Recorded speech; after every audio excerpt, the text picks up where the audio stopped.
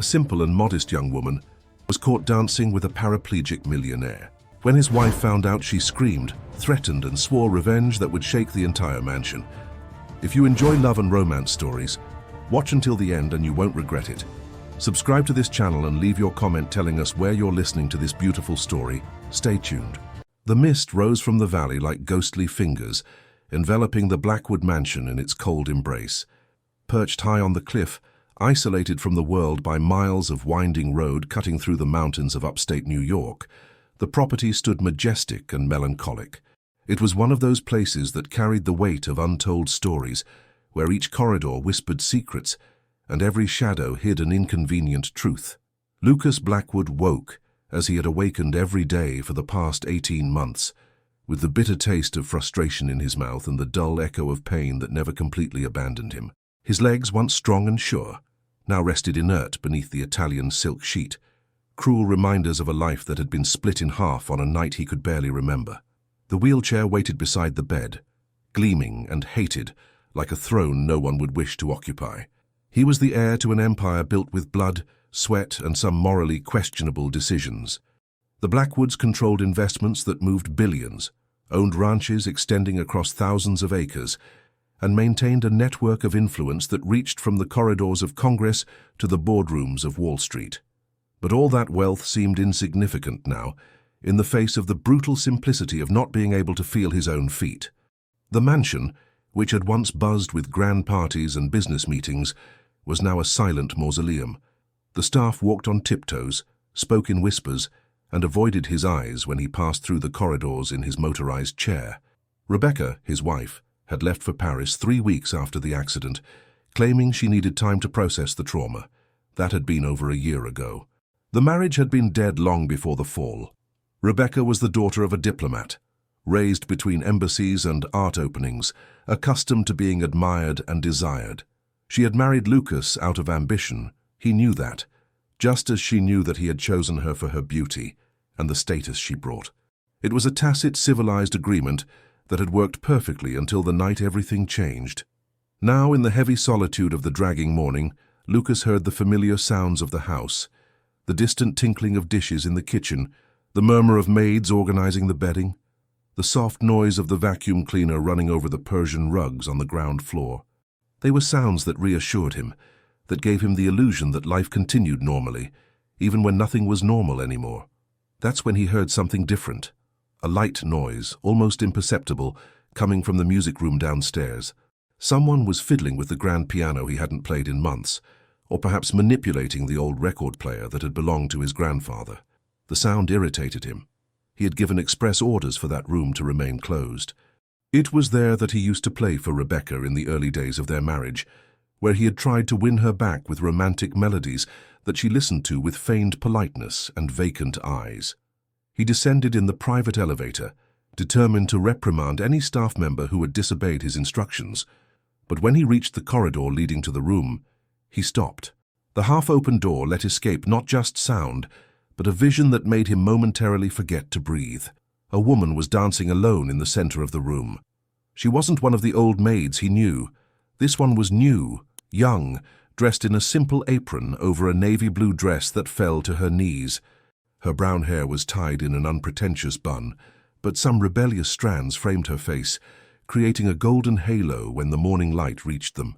What impressed him most wasn't her natural and discreet beauty, but the way she moved.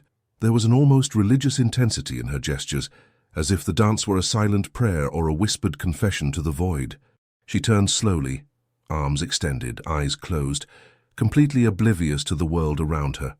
The vinyl playing was a melancholy tango, one of his grandfather's favorite pieces, and she followed the rhythm with an instinctive precision that suggested years of secret practice. Lucas remained motionless in the corridor, observing her through the door crack. There was something deeply disturbing about the scene, but also hypnotizing. For months he had felt nothing but anger, frustration, and a corrosive emptiness that consumed everything around him. But now, watching this stranger dance as if her life depended on it, something stirred in his chest. A tiny spark, almost extinguished but still alive. The music ceased abruptly, as if the universe had decided to interrupt that sacred moment. May opened her eyes slowly, still lost in the trance of the dance, and that's when she noticed the presence in the corridor. Her eyes met Lucas's through the crack of the half-open door, and the world seemed to stop. She froze, her face overcome by an intense blush that rose from her neck to the roots of her hair. Her hands visibly trembled as she smoothed her apron, in a desperate attempt to regain her composure. Lucas gently pushed the door, entering the room with his motorized chair. The sound of the electric motor echoed through the spacious environment, breaking the awkward silence that had settled between them. May immediately lowered her head, as if the floor might open and swallow her. Her hands intertwined in front of her body, in a defensive posture that he recognized as pure terror. "What's your name?" Lucas's voice came out hoarser than he intended, charged with an intensity that surprised them both. "May, Mr. Blackwood. May Sanders." The words came out in an almost inaudible whisper. She kept her eyes fixed on the floor, as if looking at him directly would be a mortal sin. "How long have you been working here?" He maneuvered the chair to get closer, studying every detail of her face, the delicate curve of her neck, the way her fingers nervously played with the hem of her apron. 2 weeks, sir. Mrs. Martha hired me to help with the general cleaning of the house." May paused, swallowing hard. I apologize. I know I shouldn't be here." "The door was ajar, and when I heard the music—" Her voice failed, as if she couldn't find words to explain the inexplicable. Martha was the housekeeper of the mansion for more than 20 years, a practical and efficient woman who knew all the secrets of the Blackwood family. If she had hired May without consulting him, she certainly had her reasons. Martha never made impulsive decisions. "Where did you come from?" Lucas continued his investigation, fascinated by the contradiction she represented. There was something almost ethereal in May's shyness, but the way she had danced revealed a dormant passion, an unconscious sensuality that she herself seemed unaware of. "From the countryside, sir. From a small town near Lake Placid. I lived in a religious institution. A convent." The last word came out as a reluctant confession. That explained a lot. The reverent posture, the way of lowering her eyes, the way she shrank when he approached. May had been raised in a world where submission was a virtue and desire, a sin. But then, how to explain that dance? How to explain the way she had surrendered to the music with a passion that completely belied her apparent innocence? "Why did you leave the convent?" The question escaped before he could think better.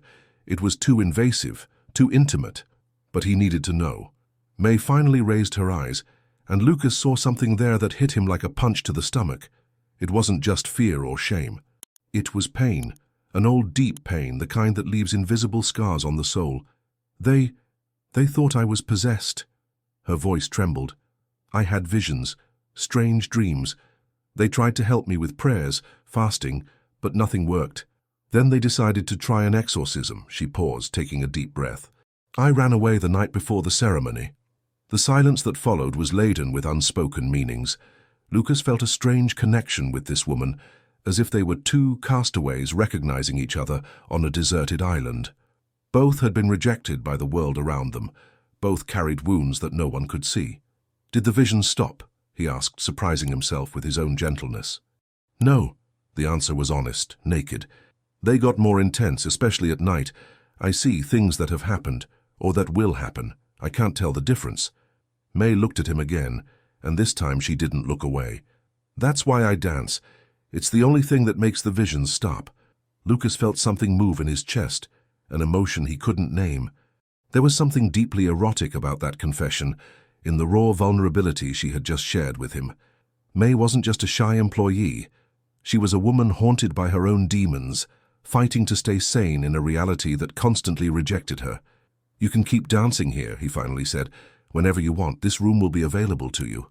May's eyes widened in genuine surprise. "Mr. Blackwood, I can't accept. You can and you will." The authority in his voice didn't admit discussion. "But there's one condition." She waited, tense. "I want to watch."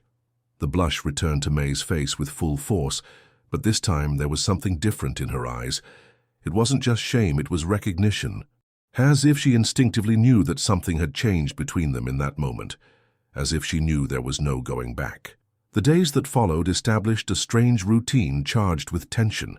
May appeared in the music room every afternoon, always at the same time, when the sun began to decline and painted the room with golden tones. Lucas waited for her, strategically positioned in an armchair near the window, from where he could observe every movement without appearing too invasive.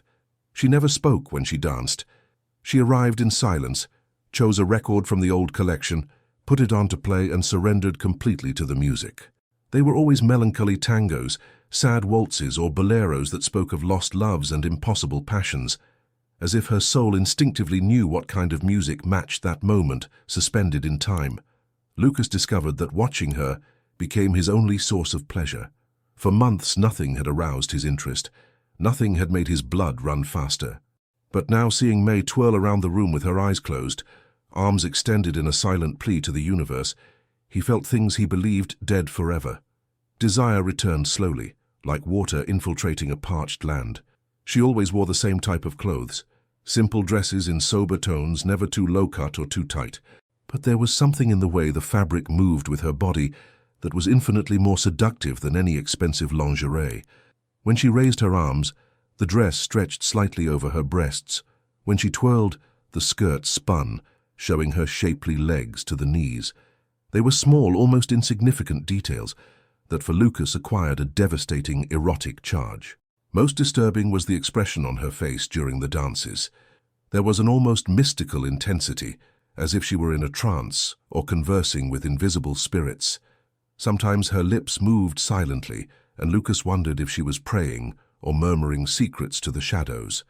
Other times tears streamed down her cheeks without her seeming to notice, as if the music awakened painful memories that she preferred to keep buried.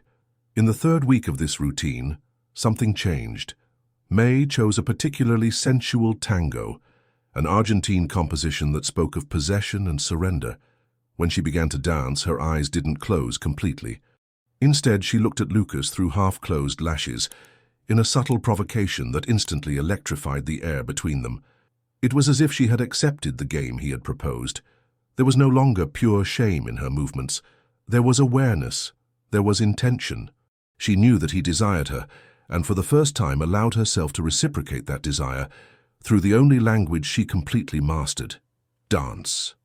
Lucas clenched his fists on the arms of the chair, fighting against the impulse to approach. He wanted to touch her, wanted to feel under his hands that body that moved with such grace.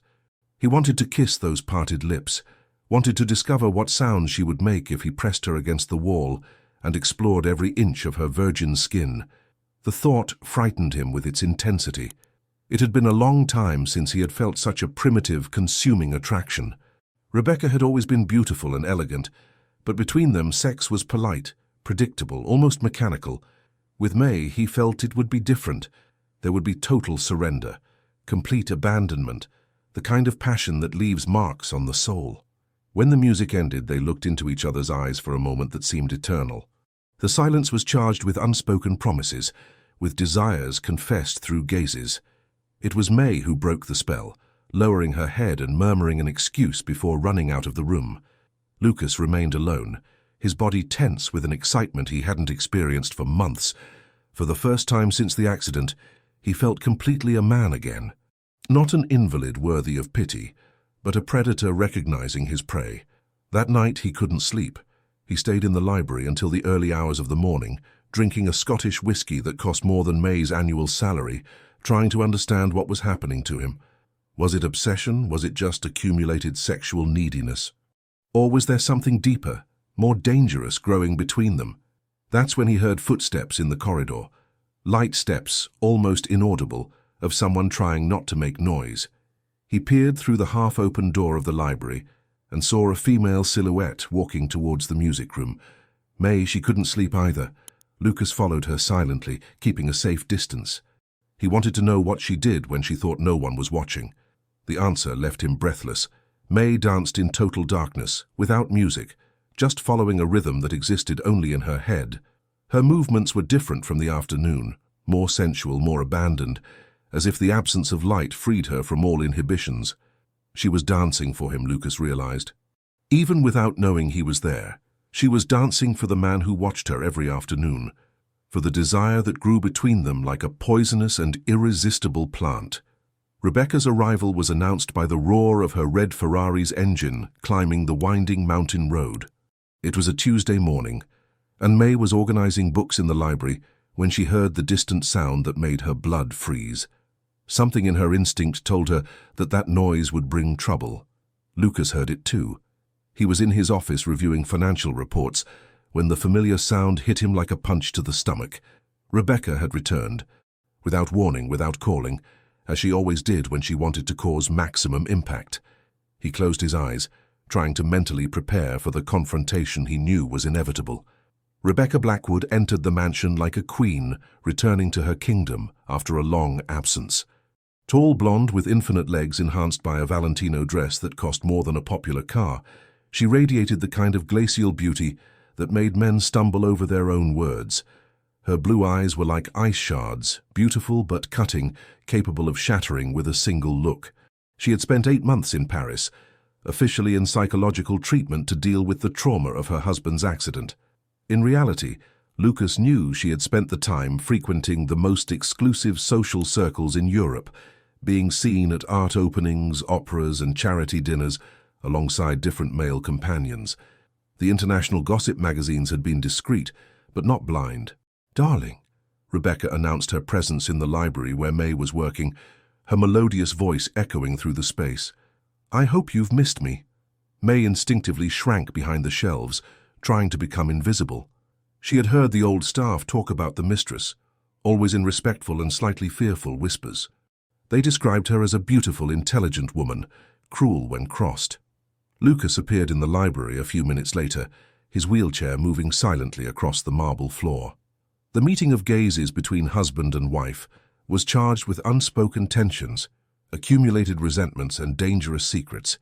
"You look well," Rebecca observed, studying him with the coldness of an entomologist examining an insect. "I thought you might be withering in my absence. As you can see, I've survived perfectly without you." Lucas's answer was dry, devoid of any warmth. It was then that Rebecca noticed May. Her blue eyes narrowed slightly, in an expression that May would learn to fear in the coming days. "And who is this?" "May Sanders, Mrs. Blackwood." May's voice came out trembling, laden with a submission that deeply irritated Lucas. "Ah, yes. Martha mentioned she hired extra help." Rebecca walked up to May with calculated steps, her Louboutin heels tapping on the marble like war drums. "Where are you from, dear?" "From the countryside, ma'am." "From a small town. How charming." Rebecca's smile was glacial. "And how long have you been working here?" "A month, ma'am." Rebecca took a complete turn around May, like a predator studying its prey. There was something in the young maid's posture, in the way she kept her eyes lowered but her body tense, that awoke all of Rebecca's predatory instincts. She knew that kind of tension. It was the kind that arises when a woman is hiding something. "Lucas," Rebecca turned to her husband, "I need to speak with you privately." When they were alone in the office, the mask of civility fell completely. Rebecca served herself a martini from the crystal decanter, drank half in one gulp, and positioned herself behind her husband's desk, her hands resting on his shoulders in a caress that seemed more like a threat. "She's pretty," Rebecca commented casually, in a simple, virginal way. "I imagine that's exactly the type that has always attracted you." "I don't know what you're talking about." Lucas kept his voice neutral, but his muscles tensed under his wife's touch. "Oh, but you do." Rebecca's fingers moved to his neck, finding the tension points with surgical precision. "I can feel it in the air, darling. That unmistakable smell of repressed desire. This house is impregnated with it." Lucas moved away abruptly, making the chair spin to face her. "You have no right to come back here after 8 months and make accusations." "I have every right. I'm your wife." Rebecca drank the rest of the martini and placed the glass on the desk with enough force to make a dry noise. "And as your wife, I can fire any employee I consider inappropriate." The threat hung in the air like a toxic cloud. Lucas knew Rebecca too well to believe they were empty words. She was capable of destroying May simply for sadistic pleasure, for the fun of seeing him suffer. "If you touch her," Lucas said with a calm that hid a murderous fury, "if you do anything to hurt her, I guarantee you'll regret it for the rest of your life." The smile that spread across Rebecca's face was triumphant. She had confirmed her suspicions. Lucas was emotionally involved with the shy little maid, and that gave her exactly the weapon she needed. "Oh, darling," she purred, approaching again. "You've always been so predictable, but don't worry, I won't fire her. At least not yet. I think it will be much more fun to keep her around and watch you two writhing in frustrated desire." That night, May didn't appear in the music room. Lucas waited for her until late hours, but she didn't come. And when he finally went up to his room, he found Rebecca waiting in the marital bed she hadn't occupied for more than a year, wearing only a black silk negligee that left very little to the imagination. The war had begun. The first days after Rebecca's return transformed the Blackwood mansion into a silent arena where every look was a weapon and every word carried poison. Rebecca established her dominion with the precision of a general planning a military campaign. Her first victims were the oldest staff members who were relocated or had their functions drastically altered, making it clear that a new order had been established. May felt the change in her skin. Rebecca began to request her for specific tasks, always in the presence of others, always with a sweet smile that didn't reach her eyes. "May, dear, I need you to clean the crystal cabinet in the dining room. And be careful, some pieces have been inherited from my husband's family for 3 generations. It would be a tragedy if something happened to them." The words were gentle, but the tone carried a subtle threat that every experienced employee immediately recognized. May now worked under constant surveillance, knowing that any mistake, however small, would be used against her. The worst was that Lucas seemed to have completely disappeared from her life. He no longer appeared in the music room at the usual time. When their paths crossed in the corridors, he avoided her gaze, maintaining a cold and professional distance that hurt her more deeply than any direct insult from Rebecca. May didn't understand the game being played around her, but she felt its consequences on her own skin. The other staff began to treat her with a mixture of pity and distrust, as if she were a bomb about to explode that could destroy them all. Martha, the housekeeper, began to give her short orders and avoid prolonged conversations, clearly trying to protect herself from any association that might compromise her. It was on a Thursday morning that Rebecca decided to show her claws publicly. May was arranging the flowers in the entrance hall when she heard voices coming from the living room. Rebecca was receiving some friends for tea, women of New York high society who spoke in cultivated tones about charity, fashion, and the latest scandals of social circles. "May!" Rebecca's voice cut the air like a blade. "Come here, please." With her heart racing, May headed to the room where 4 elegantly dressed women observed her with poorly disguised curiosity. Rebecca was seated in a blue velvet armchair, impeccable in her Chanel suit, holding a Chinese porcelain cup. "Girls, this is May, our latest acquisition." Rebecca spoke as if she were presenting an exotic pet. "She came from a small town in the countryside. Grew up in a convent, didn't you, dear?" May nodded silently, feeling the blush rise up her neck. The women studied her with the same cold curiosity they would use to examine a dubious art piece at an auction. "How fascinating," commented one of them, a slim brunette with jewelry that could buy a house. "Must have been quite a transition from the convent to this." Her gesture encompassed the opulence of the mansion.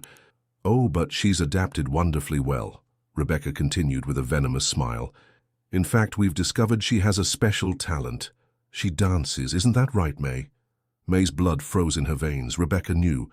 Somehow she had discovered about the sessions in the music room, about the private moments that May considered sacred.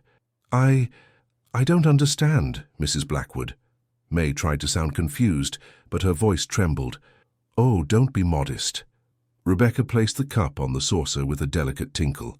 "My husband told me about your private performances in the music room. Said you dance with an almost primitive passion. His words, not mine." The lie was uttered with such naturalness that for a moment May believed that Lucas had indeed betrayed her trust. The pain she felt was physical, like a stab in the chest. "In fact," Rebecca continued, rising gracefully, "I think we should ask for a small demonstration. Girls, don't you think it would be fun?" Rebecca's friends murmured approval, their eyes shining with the subtle cruelty of high society at the prospect of unusual entertainment at the expense of someone of lower class. "Mrs. Blackwood, May began, but was interrupted. "I insist." Rebecca's voice became icy, making it clear that it wasn't a request. "After all, if you have a talent, why hide it? May looked around the room, seeing the expectant faces, feeling like a cornered animal. There was no escape. Any refusal would be interpreted as insubordination and would cost her the job. And she desperately needed the work, not just for the money, but because it was the only place in the world where she felt alive. That's when she heard the sound of the wheelchair in the corridor. Lucas appeared at the entrance of the room, his eyes immediately going to May. He saw the desperation in her face, the humiliation that Rebecca was inflicting, and something dark and dangerous lit up in his eyes. Rebecca. His voice was low, charged with an authority that made all the women in the room turn to him. I think our guests are already satisfied with their tea. Perhaps it's time for them to leave. Rebecca's smile faltered for a fraction of a second before recovering. Darling, we were just getting to know our employee better. She was about to show us her skills. No, the word came out like a final sentence. She wasn't. The silence that followed was charged with tension. May felt she couldn't breathe, caught between the two like a rope in a tug-of-war that could tear her in half. Finally, it was the guests who broke the impasse, murmuring polite excuses and quickly withdrawing, clearly uncomfortable with the marital tension that had transformed the tea into a war zone. After the public humiliation, May locked herself in her small room on the staff floor and cried, as she hadn't cried since the dark times of the convent. The tears weren't just of shame, but of a deep disillusionment that corroded her from within. For a moment, she had believed that Lucas had really told Rebecca about her dances, that he had transformed her most sacred moments into entertainment for his cruel wife. Only later, when Martha gently knocked on the door and entered with a tray of tea, did May discover the truth. The housekeeper, a 60-year-old woman who had raised Lucas and knew all the secrets of the family, sat on the edge of the narrow bed with a tired sigh. She didn't discover it through him, Martha said bluntly, her voice laden with decades of experience dealing with the cruel games of high society. Rebecca has hidden cameras throughout the house. She installed them after the accident, claiming security issues. She saw you two in the music room. The revelation hit May like a bucket of ice water. Cameras. Rebecca had watched everything, every intimate moment, every desire-laden look between her and Lucas. The feeling of invasion was nauseating. "Why are you telling me this?" May asked, wiping her eyes with the back of her hand. Martha studied her with tired but kind eyes. "Because you remind me of myself when I was young, and because I know what it's like to be used as a piece in a game you don't understand." She paused, sipping the tea. "But also because there are things you need to know about this family, about what really happened on the night of the accident." May sat upright on the bed, all senses alert. For weeks she had felt that there were dark secrets haunting the mansion, untold truths that would explain the constant tension between Lucas and Rebecca. "Mr. Lucas didn't fall from the balcony," Martha continued in a low voice, looking over her shoulder as if afraid of being heard. "He was pushed." The words fell into the silence of the room like stones into still water. May felt a chill run down her spine, and suddenly the visions that had tormented her for months gained a terrible new meaning. "How do you know that?" Her voice came out in a whisper. "Because I was here that night.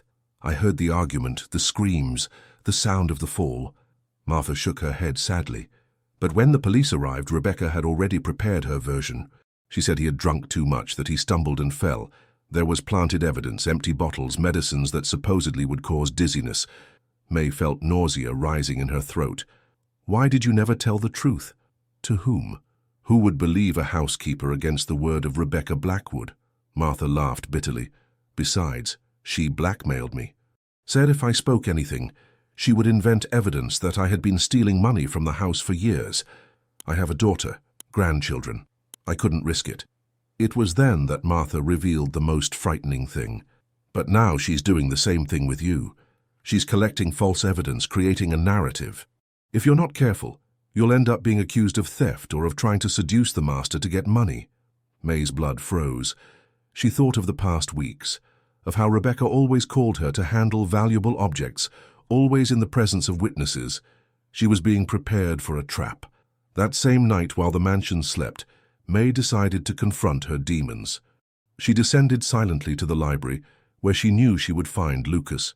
He was there, as he always was when he couldn't sleep, reading a book that he probably wasn't absorbing. She told me about the cameras, May said without preamble, entering the library. Lucas raised his eyes and she saw in them a deep pain that mirrored her own. May, and about the accident. The truth about the accident. The book slipped from Lucas's hands, falling to the floor with a dull thud. Martha shouldn't have what? Told me that your wife tried to kill you? May approached, her voice trembling with anger and fear. That she's preparing a trap for me too. Lucas ran his hands through his hair, suddenly looking older. That's why I've been trying to stay away from you. To protect you. Rebecca is capable of anything when she feels threatened. But I'm not a threat, May exploded. I'm just an employee who made me feel alive again. Lucas interrupted her, his voice hoarse with emotion. Who made me remember what it's like to be a man? You think Rebecca didn't notice that? The silence that followed was charged with a different tension. It was no longer just repressed desire, but mutual recognition of a real and imminent danger. That's when they heard footsteps in the corridor, heavy, masculine footsteps that neither of them recognized. Lucas signaled for May to hide behind the shelves, while he positioned himself strategically near the door. A man entered the library without knocking. He was tall, dark-haired, attractive in a calculated way, wearing expensive but discreet clothes. His eyes were intelligent and cold, and when he smiled at Lucas there was no warmth in the expression. Sorry for the intrusion, he said with a polite but firm voice. I'm Eli Morgan, the new physiotherapist your wife hired. I arrived tonight, and she asked me to introduce myself immediately. Lucas studied the man with instinctive distrust. There was something about him that triggered all his internal alarms. I didn't ask for a new physiotherapist. Ah, but your wife insisted. Said you needed more specialized care. Eli's smile widened, and there was something predatory in it. I'm sure we'll get along very well. Hidden behind the shelves, May felt a vision forming in her mind. She saw Eli leaning over Lucas, a syringe in his hands, while Rebecca watched from the door with cold satisfaction. The premonition was so intense that she had to bite her own hand to keep from screaming. The web was closing around them, and time was running out. The days that followed were as tense as a violin string about to break. Eli installed himself in the mansion with the naturalness of someone who had always been there, establishing a physiotherapy routine with Lucas that seemed more like a form of surveillance than medical treatment. His hands were skilled and professional, but his eyes never lost that calculating coldness that made May shiver every time she saw him. Rebecca, in turn, seemed renewed with the physiotherapist's arrival. There was a new energy in her movements, a feline satisfaction that suggested all the pieces of her game were finally falling into place. She and Eli exchanged meaningful looks during meals, whispered in corridors, and laughed at jokes that no one else understood. May observed everything with growing despair. Her visions had intensified since Eli's arrival, coming in increasingly frequent and vivid waves. She saw Lucas unconscious in a hospital bed, saw Rebecca signing documents with false tears in her eyes, saw herself handcuffed being taken away by police. But the worst were the dreams where she danced in a room full of blood, spinning in a macabre choreography while voices whispered her name. It was on a stormy night that everything changed. The rain lashed the mansion's windows with unusual force, and lightning illuminated the dark corridors with ghostly flashes. May couldn't sleep, tormented by increasingly violent visions. She decided to go down to the greenhouse, a place she had recently discovered and that had become her secret refuge. The greenhouse was at the back of the property, connected to the main house by a glass-enclosed corridor. It was a magical environment, full of tropical plants that flourished in contrast to the cold mountain climate. The humid, perfumed air worked as a balm for her troubled soul. She didn't expect to find Lucas there. He was positioned among the rare orchids, motionless in his chair, looking through the glass wall where the rain created hypnotizing patterns. When he heard her enter, he turned slowly, and May saw in his eyes the same hopelessness that she carried in her chest. "Can't sleep either?" he asked with a hoarse voice. May shook her head, approaching slowly. There was something different in the air that night, an electricity that didn't just come from the storm outside. It was as if they both instinctively knew they were reaching a point of no return. "I'm afraid," she confessed, the words coming out before she could censor them. "My visions, they're getting clearer, and they all end badly." Lucas extended his hand to her, a silent invitation. When May intertwined her fingers with his, she felt an electric current run up her arm and spread throughout her body. It was the first real touch between them, and it was as if two lost halves had finally found each other. "I'm afraid too," he admitted, gently pulling her closer. "Afraid that Rebecca will succeed in destroying you as she's trying to destroy me. Afraid that I'll never be able to adequately protect you." May knelt beside his chair, their faces now at the same height. She could see the small scars at the corner of his eyes, expression lines that spoke of years of responsibility and recently pain. There was something devastatingly masculine in the vulnerability he showed only to her. "Dance for me," he whispered, his free hand going to her face, his thumb tracing the curve of her cheek. One last time. May felt tears sting her eyes. There was something of farewell in that request, as if they both knew that it might really be the last opportunity they would have. She rose slowly, stepping back a few paces. There was no music beyond the sound of rain against the glass and distant thunder, but she needed nothing more. She closed her eyes and surrendered to the rhythm she felt in her heart. This dance was different from all the others. There was no shyness or restraint. May moved with a desperate sensuality, like a woman who knew she was dancing for the man she loved for the last time. Her arms rose and fell in a silent plea, her hips rotated in an unspoken promise, her whole body offered itself in total surrender. Lucas watched her with an intensity that bordered on physical pain. He had never desired anything as much as he desired that woman at that moment. Not just her body, but her soul, her fears, her extraordinary courage in the face of a situation that would destroy more experienced people. When she finished, remaining motionless in the center of the greenhouse with her eyes still closed, Lucas couldn't contain himself anymore. "Come here."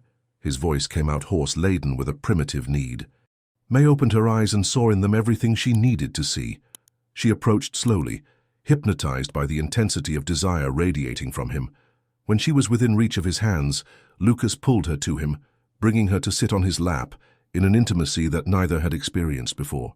The first kiss was soft, almost reverent, as if he feared breaking her.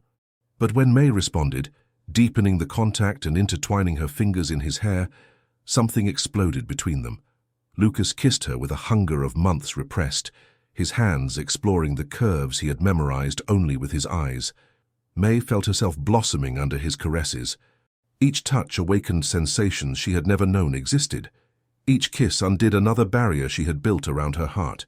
She was a virgin in body, but not in desire, and that desire had grown and matured during weeks of furtive glances and repressed tension. "I love you," she whispered against his lips, the words coming out like a confession torn from the soul.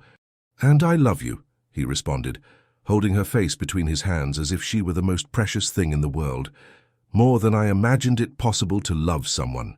It was in that moment of total surrender that they heard the sound, footsteps approaching through the glass-enclosed passageway. Eli appeared at the entrance to the greenhouse, his eyes registering the intimate scene with evident satisfaction. "Sorry for the interruption," he said with a smile that didn't reach his eyes, "but Mrs. Rebecca asked me to check if the sir was okay. She worries so much about your safety." The moment shattered like glass. May moved away quickly, her face flaming while Lucas stared at Eli with pure hatred. "Now she'll know everything," May whispered, real terror in her voice. "She already knew," Lucas responded bitterly. "The cameras, remember? She was just waiting for the right moment." Eli remained standing at the entrance, clearly enjoying the discomfort his presence caused. "Perhaps it's better for all of us to go back inside. The night is getting stormy." The next morning dawned with an ominous silence that seemed to suck all life from the mansion. May woke with the feeling that something terrible was about to happen, a premonition so intense it left her nauseated. Her visions of the previous night had been particularly violent. She saw herself running through the corridors of the mansion, while voices accused her of crimes she didn't understand, saw Lucas motionless in a hospital bed with tubes connected to his body, saw Rebecca burning papers in a fireplace while laughing with cruel satisfaction. When she went down for breakfast in the staff dining room, she found Martha waiting with a somber expression that confirmed her worst fears. "She wants to see you in the office," Martha said without preamble, her voice laden with decades of experience in recognizing when the storm was about to break. "Now!" May felt her blood freeze in her veins. "Did she say why?" Martha shook her head, but her eyes expressed a deep understanding of the situation. She doesn't need to say, "My girl, what happened last night in the greenhouse was seen through cameras that she installed throughout the property. Rebecca now has everything she needs to destroy you." Rebecca's office was on the first floor, in an elegantly decorated room with antique French furniture and paintings that cost more than most people would earn in a lifetime. When May knocked on the door and entered, she found Rebecca seated behind a mahogany desk, with Eli standing at her side in a posture that suggested well-established intimacy. Rebecca was stunning as always, but there was something different in her blue eyes that morning, a coldness that went beyond her usual cruelty, a determination that spoke of someone finally ready to deliver the final blow. "Sit down, May." Rebecca indicated a chair strategically positioned in front of the desk, like a defendant before the tribunal. "We have much to discuss."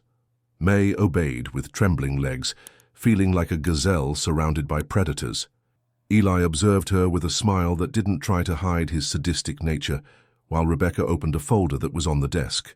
"You know why you're here," Rebecca began, her melodious voice contrasting with the cruelty of the words. "You saw the recordings from last night. Very touching, I must admit. A virgin surrendering to the invalid master in a greenhouse full of flowers. Almost poetic if it weren't so sordid." The blush rose up May's neck, but she forced herself to maintain eye contact. She had learned in the convent that showing fear only fed the predators. "But we're not just here to discuss your romantic indiscretions," Rebecca continued, removing some papers from the folder. "We're here to talk about theft." The word fell into the silence of the room like a bomb. May felt the world spin around her. "I never stole anything." "Oh, but you did." Rebecca spread the evidence on the desk. Photographs of May handling valuable objects, falsified bank records showing deposits to an account she had never seen before, even edited footage that supposedly showed her placing items in a bag. "We have everything documented. You have systematically stolen valuable pieces from this house and sold them on the black market. It was a meticulously prepared trap.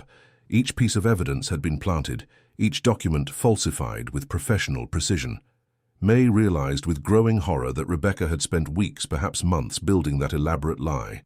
"No one will believe this," May said with a trembling voice. But even as she spoke, she knew it was a lie. Who would believe a resourceless maid against the word of Rebecca Blackwood? "Oh, but they will," Eli spoke for the first time, his voice soft but laden with threat. "Especially when they learn that you seduced the master to gain access to the most valuable objects in the house. A classic sexual con artist." "It's a lie," May exploded, standing up from the chair. Lucas is under heavy medication for depression and chronic pain." Rebecca interrupted her coldly. "Medications that affect judgment and memory. Eli can testify about his deteriorated mental state.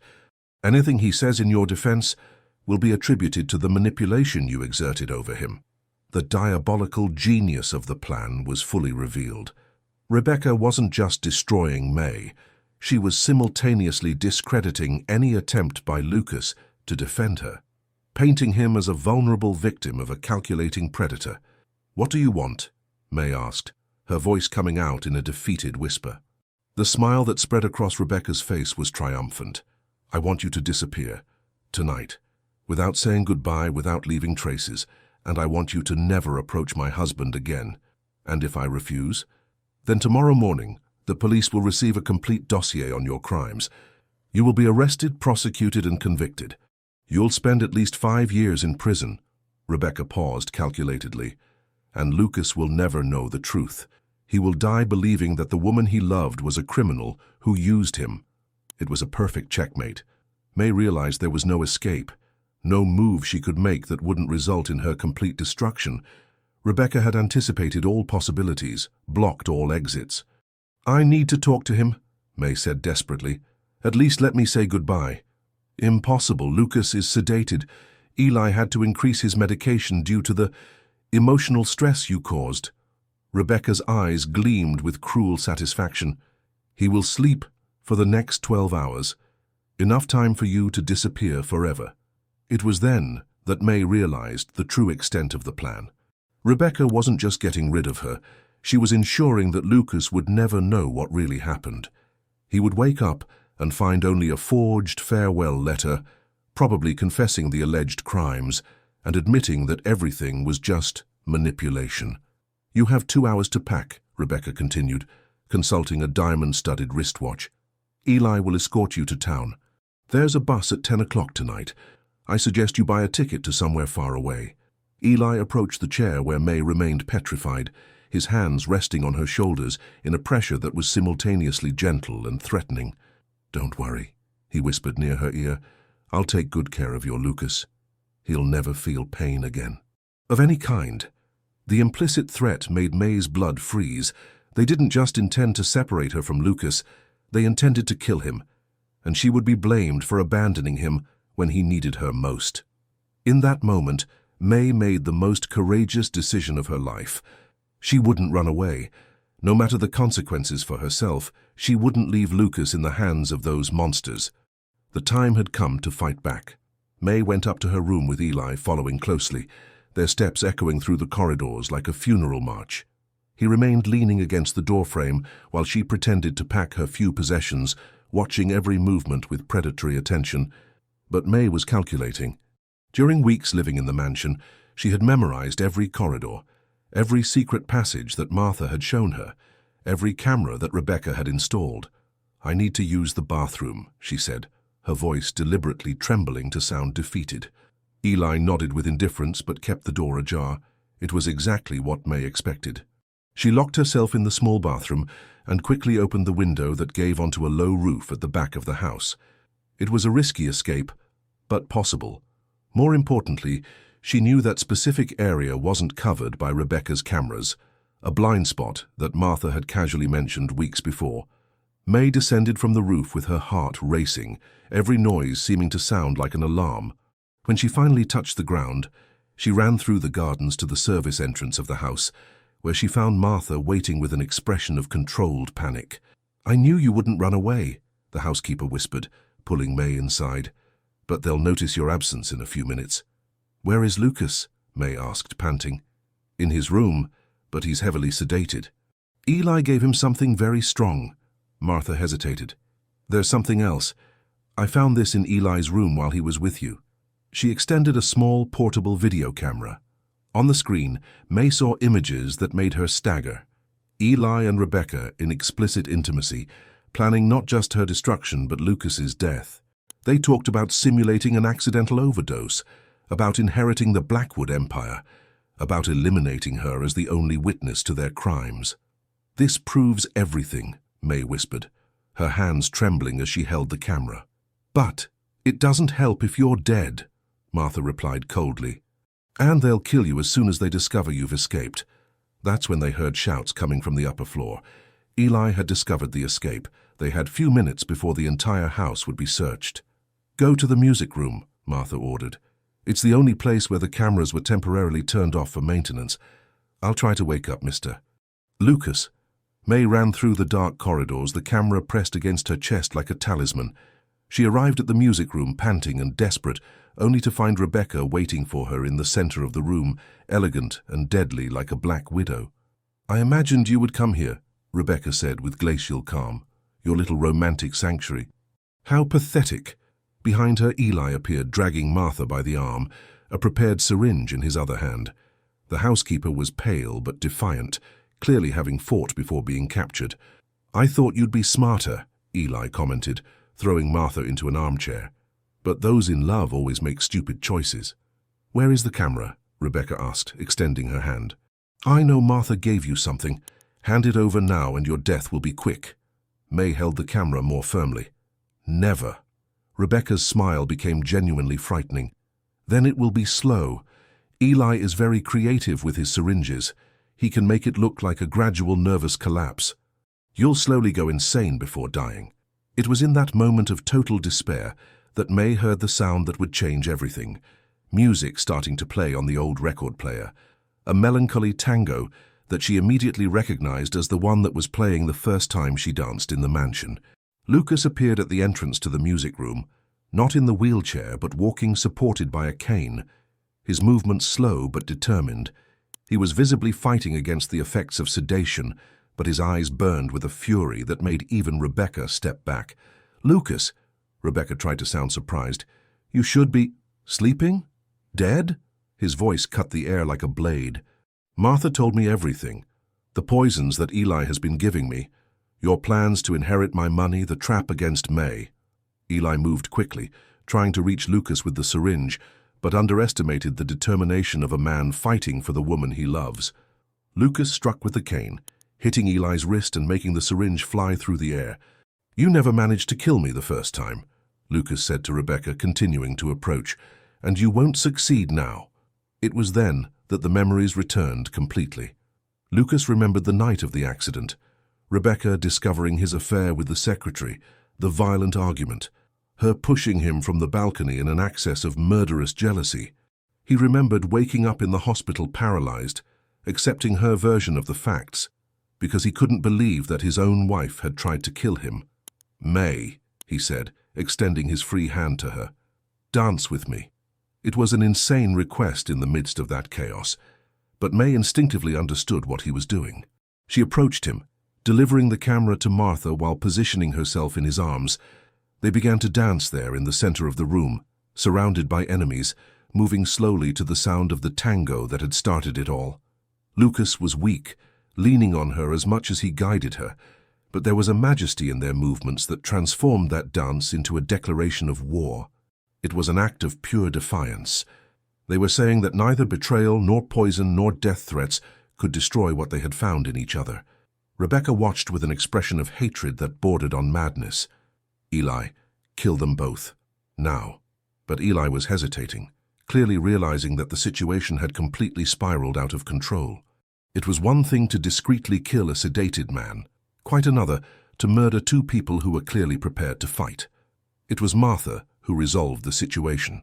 While everyone was hypnotized by the dance, she had managed to activate the camera and transmit the images directly to the cell phone of the Blackwood family lawyer, a man she had known for decades and in whom she completely trusted. The police are on their way, she announced calmly, and they already have all the evidence they need. The sound of sirens in the distance confirmed her words. It was the end of the line for Rebecca and Eli. May and Lucas continued dancing until the blue and red lights of police cars invaded the room through the windows, painting their silhouettes with colors of rebirth and justice. 6 months later, the Blackwood mansion had been reborn. The heavy curtains that blocked sunlight had been replaced with light fabrics that allowed clarity to flood all rooms. The gardens, previously somber and abandoned, flourished again under the care of gardeners who had been hired not for functionality, but for the genuine love they demonstrated for plants. Even the air seemed different, laden with possibilities instead of secrets. Lucas walked through the corridors without the cane now, his movements still careful but determined. Real physiotherapy, conducted by ethical professionals instead of disguised assassins, had done wonders for his recovery.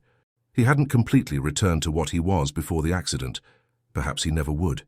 But he had discovered that he didn't need to be the same man as before to be happy. May waited for him in the music room, as she always did in the afternoons when the sun began to set over the mountains. But now she was no longer a maid, fleeing from a dark past. She was the woman who had chosen to stay and fight, who had proven to be stronger than any storm that life could send. The trial of Rebecca and Eli had been sensational in American media. The spoiled rich girl who had tried to murder her invalid husband to inherit his fortune, seducing a corrupt physiotherapist to help her in the crime, had captured the morbid imagination of the public. They were sentenced to long prison terms, and Lucas discovered that he felt neither satisfaction nor pity seeing them handcuffed being taken away by police. He felt only relief at finally knowing the truth. Martha had been promoted to general administrator of the property, with a salary that allowed her to bring her daughter and grandchildren to live in a comfortable house in the vicinity of the property. She observed the transformation of the mansion with silent approval, satisfied at having helped love triumph over evil. "Are you ready?" Lucas asked, finding May standing next to the grand piano that he had returned to playing. She nodded, radiant in the simple but elegant dress she had chosen for the occasion. It was navy blue, like the one she wore when she first danced for him, but this one had been custom-made by a tailor from New York, a gift from Lucas that she had accepted after much insistence. The visions that tormented May had completely ceased after the arrest of Rebecca and Eli. It was as if her prophetic gift had fulfilled its purpose, warning her of the dangers that surrounded the man she loved. Now her dreams were populated only by images of future happiness. Children running through the mansion's gardens, grey hair intertwined in an eternal dance, a whole life of stolen moments transformed into shared years. The wedding would be simple, held in a small chapel in the valley, only for close friends and staff who had become family. May had insisted on this, wishing to begin her new life away from the spotlight and the morbid curiosity that the case had aroused. "Are you sure?" Lucas asked for the 100th time in those months, his insecurity still occasionally surfacing. "You can have any life you want now, any man." May silenced him with a soft but firm kiss. "I chose you," she said against his lips. "Not out of obligation, not out of gratitude, not out of convention. I chose you because you made me discover who I really am." It was true. The shy and haunted woman who had arrived at the mansion had transformed into a force of nature. May had taken charge of several Blackwood charity foundations, specializing in helping women who, like her, needed to rebuild their lives after trauma. She had discovered she had a natural talent for administration and an empathy that made her work extraordinarily effective. "And besides," she continued with a mischievous smile that still made Lucas's heart race, "you promised to watch my dances for the rest of your life. You can't back out now." They laughed together, a sound that echoed through the room and spread through the house like music. It was the sound of healing, of redemption, of two souls that had found in love the strength to overcome any darkness. That night, after the simple but moving ceremony, they danced in the room where it all began. There were no guests, just the two of them and the soft music flowing from the piano, where Martha played a melody she had composed especially for the occasion. May moved in Lucas's arms with the grace of always, but now there was something new in her movements. It was no longer the desperate dance of a lost soul seeking redemption. It was the dance of a woman who had found her place in the world, who knew exactly where she belonged and with whom she wanted to spend the rest of her life. "You know what I discovered?" Lucas whispered as they slowly turned in the center of the room. "What?" May asked, her eyes shining with the pure happiness that had become her trademark. "That no matter how many storms come, no matter how many enemies arise in our path, as long as you continue dancing, as long as I can watch you move as if you were conversing with angels, nothing in the world can destroy us." May stopped dancing for a moment, studying the face of the man she had chosen to love. She saw in him not just the rich heir she had met, but the brave man who had fought against poison and betrayal to protect her. She saw the companion who would support her in all the dreams she still had to realize, the father of the children they hoped would be born, the lover who would make her feel desired until the last day of their lives. "Then keep watching," she said, returning to move in his arms, "because I intend to dance for you until my last days." Outside, the storm approaching the mountains seemed less threatening. Inside the Blackwood mansion, love had conquered darkness, and two souls that had found each other in the dance would continue spinning together through all the seasons that life still held for them. The music continued playing long after they went up to the room they now shared, echoing through the corridors of the house like a promise that some happy endings are conquered through the courage to fight for them, and that true love always finds a way to dance through the storm.